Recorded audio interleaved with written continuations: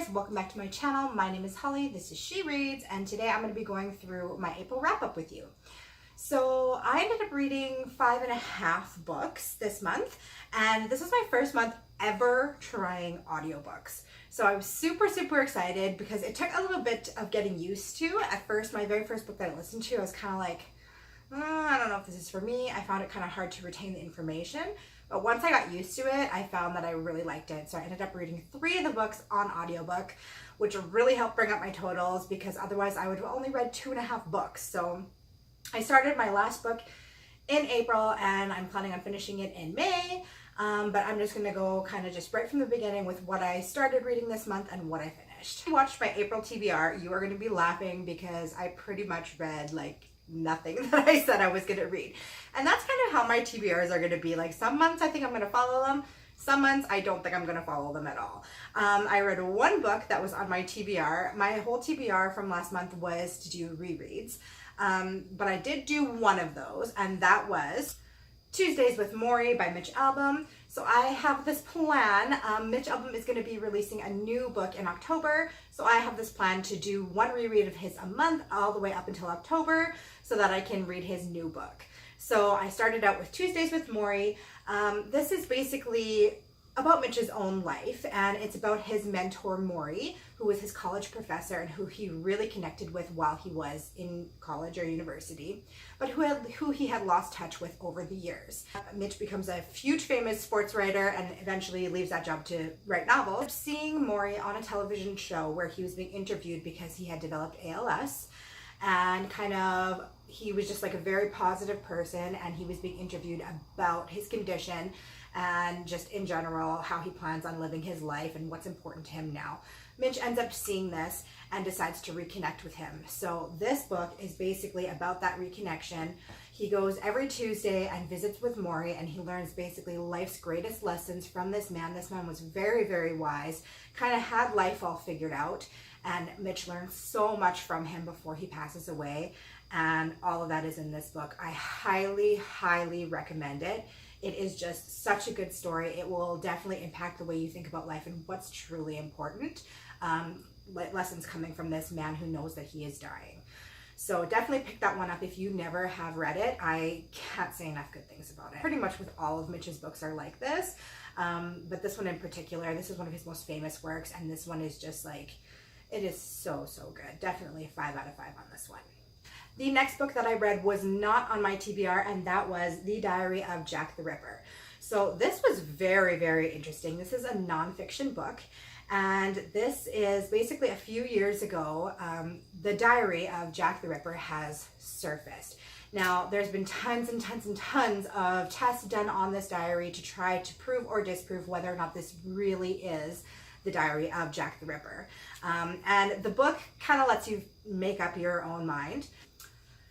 So in this book, basically there's quite a few details of the murders that were never actually published that happened to be true. As I was reading through, I really get the feeling that this actually is the real diary of Jack the Ripper, and if so, it points his identity to a cotton merchant named James Maybrick. And this is somebody who was never actually a suspect in the murders, but he just knows so much about these murders that was never published that I just can't see it not being real, unless it's a very good fake, which they did a whole bunch of tests on it to see whether or not it could be faked, and this was all made afterwards.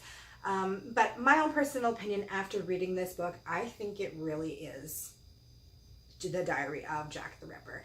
And in here, it shows excerpts. I'm going to try to show you. I'm not sure if it'll show up on camera, but it actually has excerpts of his real diary in here.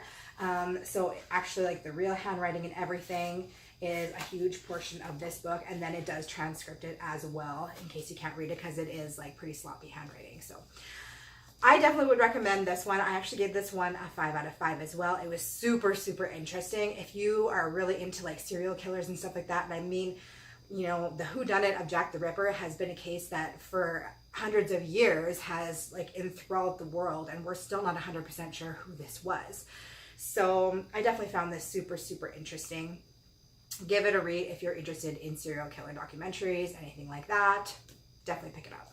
The next book that I read was an audiobook, and I'm going to try to show it to you here, and it was Better Than Before by Gretchen Rubin. Hopefully you can see that. And this is basically kind of a self-help book all about forming better habits.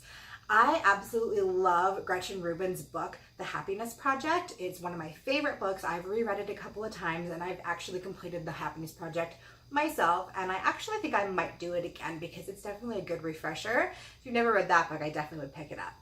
This one I wasn't as impressed with. I'm not sure, like it basically, like I said, talks about forming better habits, but it didn't really get into how to do that. I just found it could have went a little bit more in depth. And she just kind of talked about her own habits, and I don't know, she definitely like did a good job of figuring out the different types of people and what kind of habits work for different people, and how to, she kind of touched on it a little bit, how to kind of set your own habits with the type of person that you are.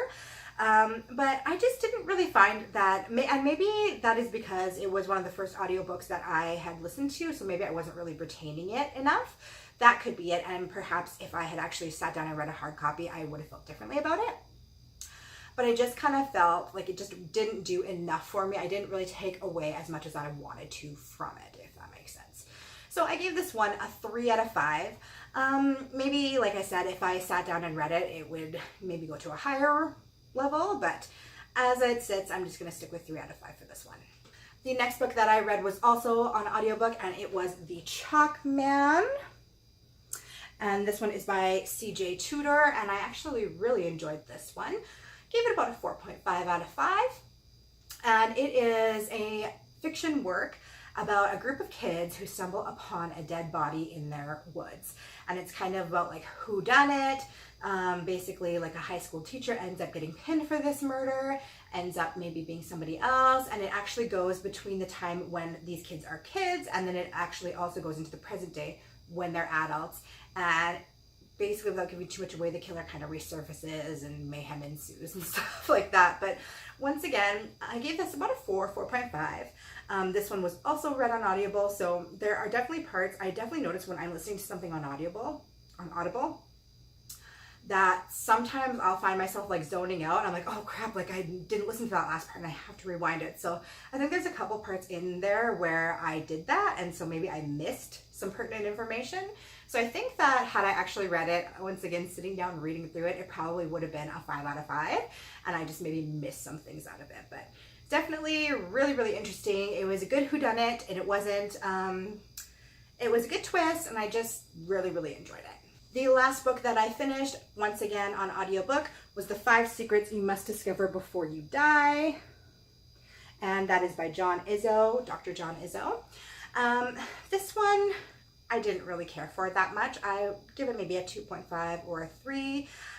It's kind of, and he even says it in the book himself, like these are secrets that everybody kind of knows. Like if you really sit down and think about what is important in life, you've come up with the 5 reasons right here. So it's kind of a redundant book. Like it's just kind of common sense.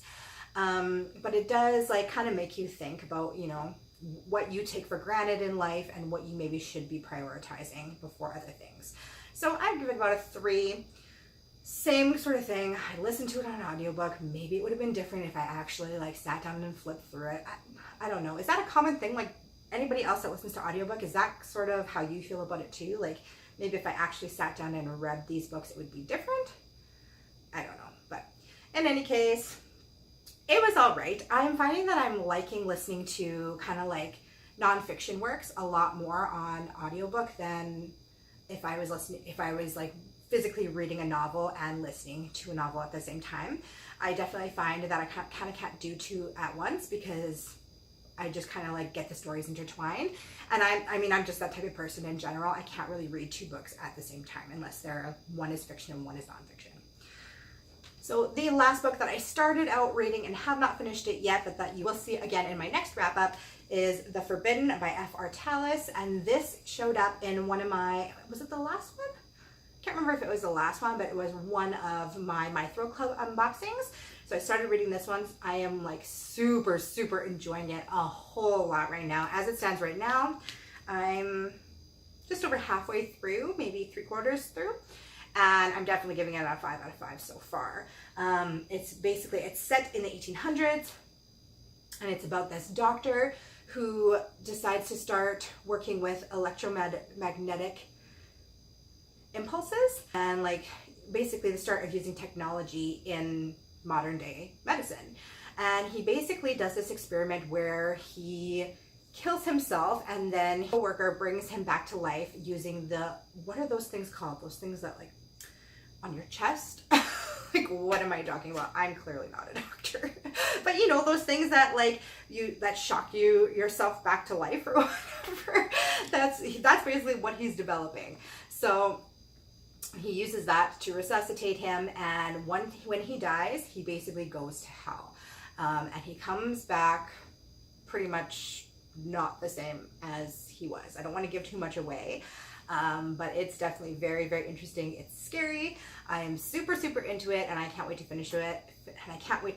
So you guys, that is it for my April wrap up. That was 5.5 books. I started the last one, had not finished it. So I'll be finishing it this month, but let me know in the comments down below if you guys have read any of these books, and what did you think about them if you did. Thank you guys so very much for watching. I hope you have an awesome day, and I'll see you in my next video. Bye!